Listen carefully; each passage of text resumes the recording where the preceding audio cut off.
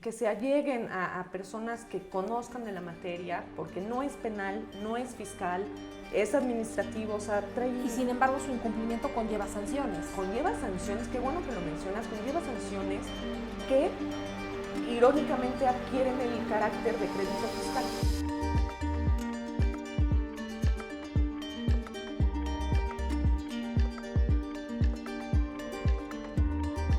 Bienvenidos a esta cápsula de la Industria Nacional Colegio de Abogados de México, un espacio en el cual disertamos sobre temas de interés jurídico. Hoy vamos a platicar sobre certificación para actividades vulnerables de conformidad con la Ley Federal para Prevención e Identificación de Operaciones con Recursos de Procedencia Ilícita, mejor conocida como Ley Antilavado, para lo cual nos acompaña la licenciada Graciela Pompa García, coordinadora de la Comisión de Prevención del Lavado de Dinero del Colegio y socia de BGPG Consultores. Bienvenida, Graciela, gracias por estar aquí.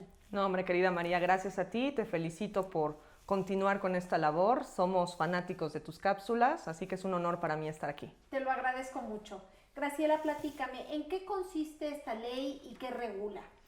La Ley Federal para la Prevención e Identificación de Operaciones con Recursos de Procedencia Ilícita, que además no tiene difícil nada más el nombre, sino todo lo que conlleva, y como bien lo dijiste, que podemos conocer como Ley Antilavado o Ley Federal PRP por sus siglas, es una ley de carácter administrativo que uno de sus objetivos es regular actividades que pueden ser consideradas como vulnerables para lavar el dinero. ¿A qué se refiere esto? Nuestras autoridades al crear esta ley, que por cierto viene o se crea por recomendación internacional de Gafi, del Grupo de Acción Financiera Internacional, descubren o señalan, enlistan 16 actividades que pueden ser consideradas como vulnerables, repito, en donde se puede lavar dinero a través de ellas sin que estas actividades lo sepan. Un ejemplo de lo anterior, una constructora, pues cualquier persona se dedique a lo que se dedique, necesita un lugar donde vivir. Por lo tanto, todas las personas o todo el giro que se dedique al sector de desarrollo inmobiliario o de construcción o de venta de inmuebles será considerada como vulnerable. Entonces, la finalidad de esta ley es que tú, al ser vulnerable, coadyuves con la autoridad entregando cierta información, reportando quién te compró el inmueble, con qué fondos lo hizo, cuál fue su método de pago, dónde está ubicado ese inmueble, y así nosotros vamos a estar alimentando una base de datos de la Unidad de Inteligencia Financiera, que es la encargada de diseminar, de analizar toda la información que se tiene para que en su caso pueda proceder con la denuncia correspondiente ante la instancia judicial, que en este caso va a ser la Fiscalía General de la República. Lo has explicado muy claramente, Graciela, se ve que eres experta en el tema. Por lo tanto, podemos decir que el objeto de esta ley es evitar el lavado de dinero, o si no evitarlo, al menos dificultarlo muchísimo. Exactamente, su objeto es prevenir. De hecho, uno de sus objetivos es cuidar, proteger al sistema financiero nacional, porque el delito de lavado de dinero pues afecta a la economía del Estado y desde luego de muchos, de la propia sociedad o de varios involucrados, ¿no? Entonces, su objetivo es que este tipo de actividades se estén reportando. Aquí intervienen varias autoridades y esto es lo que a veces causa confusión en el alcance de la misma, ¿no? Por ejemplo, por un lado vamos a tener al Servicio de Administración Tributaria, al SAT, pero a través de la Administración Central Jurídica de Actividades Vulnerables. O sea, no el SAT como lo conocemos en temas fiscales, ¿no? Sino a través de un área especial en la que se va a estar reportando todos los que son actividades vulnerables. Tienen que estar dados de alta en un portal que se conoce como portal antilavado. Y mes con mes tengo que estar reportando las actividades que yo realizo. Mes con mes, como si se tratara de una declaración. Entonces, por eso a veces es esta confusión de, oye, es un tema fiscal, es un tema administrativo, es un tema penal, son los abogados, son los contadores, ¿quién interviene aquí, no? Pero creo que esa es la finalidad. ¿Y cuáles son las actividades vulnerables? Ya mencionaste una que es la de la industria de la construcción.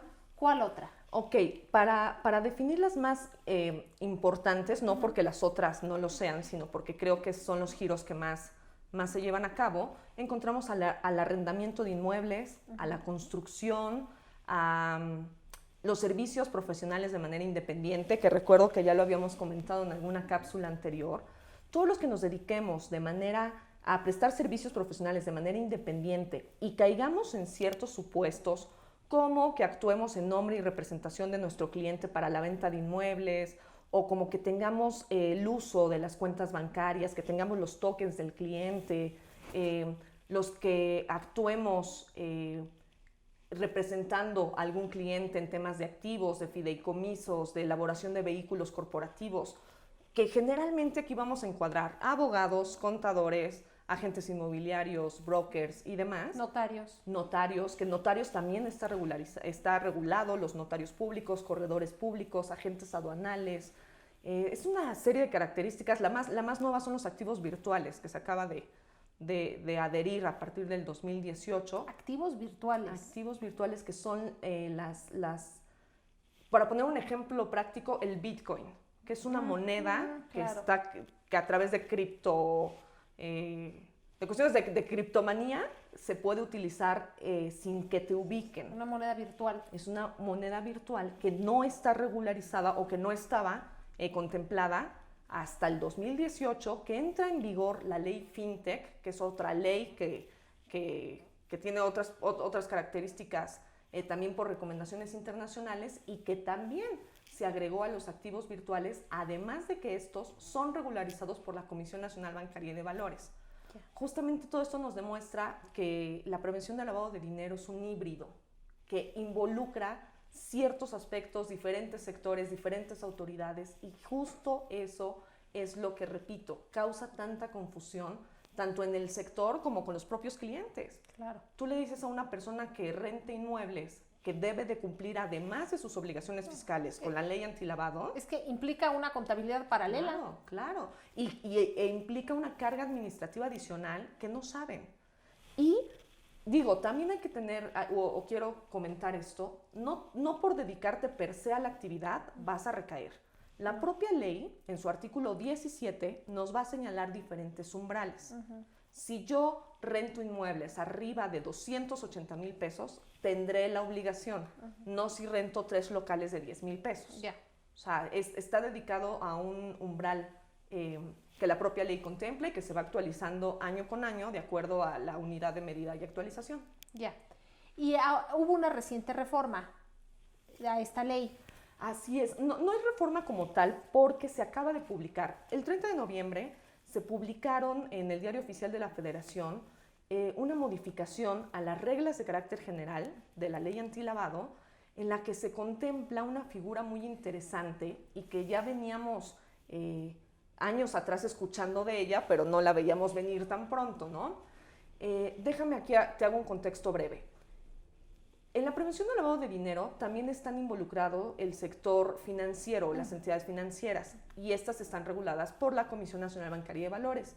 Ellas, desde hace más de 5 años, ya cuentan con una certificación para oficiales de cumplimiento. Sin embargo, los que nos dedicamos a temas de actividades vulnerables no teníamos una certificación.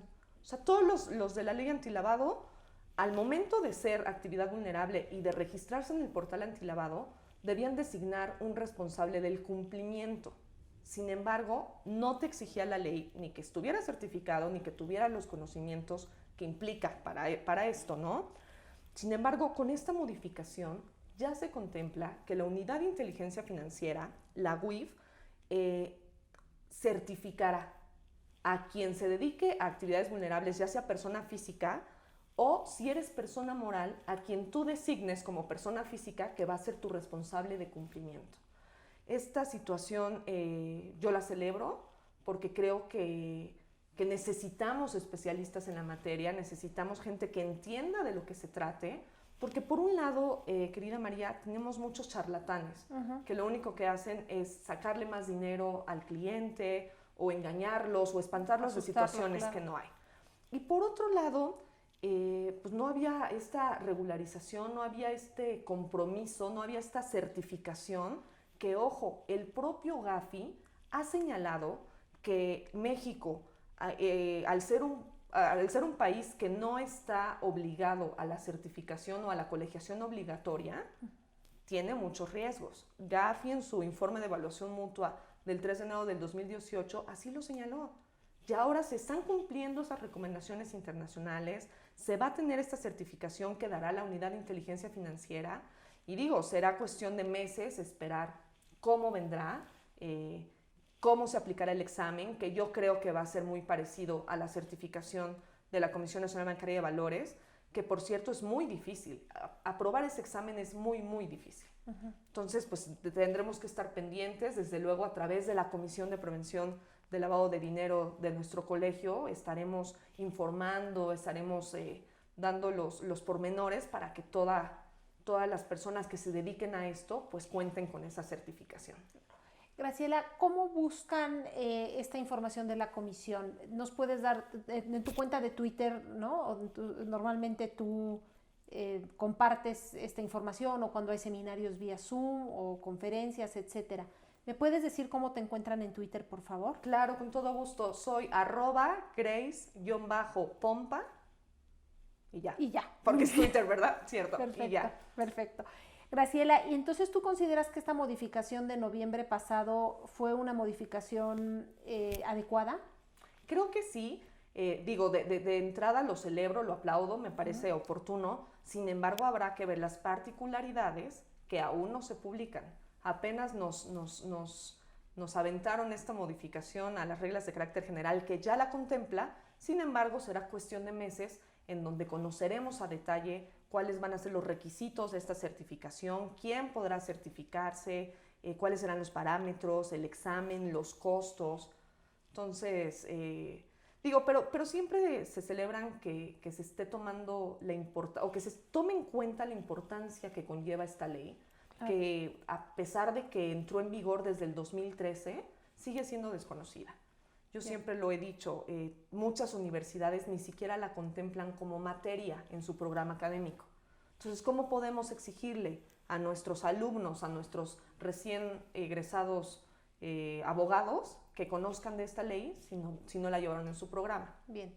Entonces, ¿tú recomendarías a los empresarios que acudan con alguien certificado o con un abogado experto en el tema para que les diga si las actividades que realizan caen dentro del rubro que requiere estarse reportando mes con mes? Exactamente, que se alleguen a personas que conozcan de la materia, porque no es penal, no es fiscal, es administrativo, o sea, Y sin embargo su incumplimiento conlleva sanciones. Conlleva sanciones, qué bueno que lo mencionas, conlleva sanciones que irónicamente adquieren el carácter de crédito fiscal. Entonces, para que yo la pueda impugnar, va a tener que ser a través del Tribunal Federal de Justicia Administrativa, como si se tratara de un asunto administrativo fiscal. Es por eso que hay tanta confusión en la materia, ¿no? Pero en la propia Comisión de Prevención del Lavado de Dinero, los miembros de nuestra comisión son abogados que nos estamos constantemente capacitando, que estamos en contacto con las autoridades que han tenido un acercamiento impresionante con nuestro gremio. Entonces, siempre se busca una recomendación de buscar a los mejores abogados. Claro, y que además son capaces de dar una asesoría adecuada. Así es. Gracias, Graciela. Te agradezco tu tiempo y habernos acompañado en este espacio que es la biblioteca de nuestro colegio. Gracias a ti, siempre me encanta estar en nuestra biblioteca. Gracias. Gracias a ustedes por su atención y los esperamos en la siguiente cápsula. Nos pueden contactar a través de nuestras redes sociales o de nuestro correo electrónico.